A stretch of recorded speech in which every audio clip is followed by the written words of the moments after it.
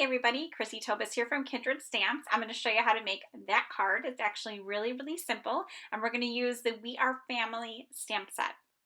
So the very first thing that I'm going to do is I'm going to use the stained glass rose stencil. This is a pretty stencil. Now I'm adhering it down with purple tape. You can use any type of adhesive. Now I know my stencil is stained. That doesn't matter. That's just from previous love that I have used the stencil more times than I can count. So it doesn't affect anything. So if your stencil or even your stamps get stained, it doesn't matter. It's completely okay. So I am just going in the upper left corner and I was adding a little bit of color. So now I'm actually going to emboss with my stencil. So for me, I basically just use the one plate and some extra, my normal sandwich, like the plate, some extra cardstock in the other plate. I don't use the tan mat or anything like that. Now, depending on what die cutting system you're using, you might need to change it up a little bit, so test it.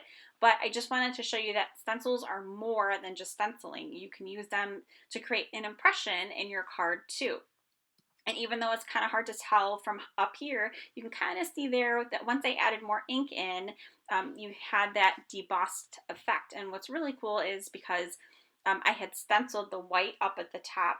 Now there's that white negative space from the stencil as well as the debossed image too. So it just looks really cool for the person that has it. They can kind of look at it and see the texture and feel it and wonder, how did you make this? This is so nifty.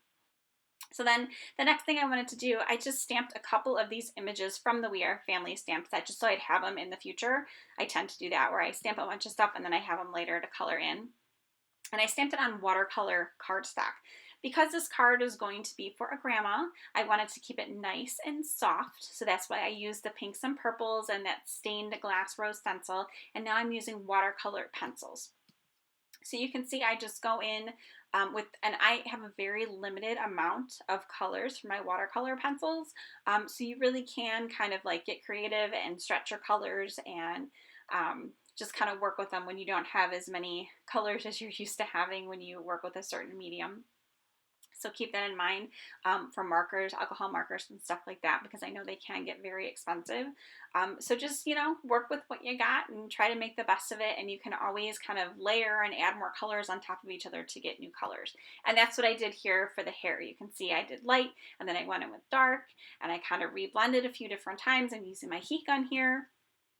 So I just add the color, use my water brush to blend it, and then I add more color, or sometimes I don't add more color. I just add the same color on top of it to get that darkened color or that shaded look. Because like I said, I don't have multiple blues and multiple greens and multiple colors, so I just use the same color over and over again to try to make it darker.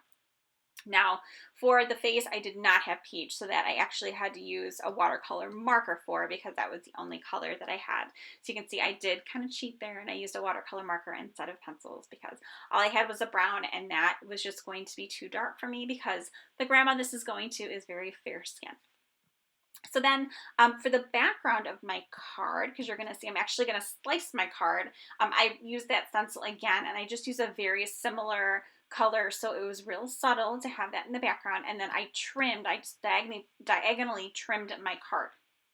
So in hindsight, I probably should have stamped this first before I went and embossed everything, but it still worked out perfectly fine. The ink got in all the grooves. I think it looks really cool. If you look at it really close up, you can kind of see that it's not in there, but that just adds that fun texture feeling of this card.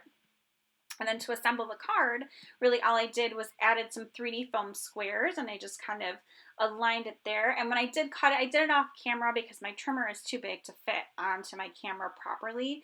I just kind of left a piece out in between. So then that way I could show through that pink that we stenciled on the bottom there.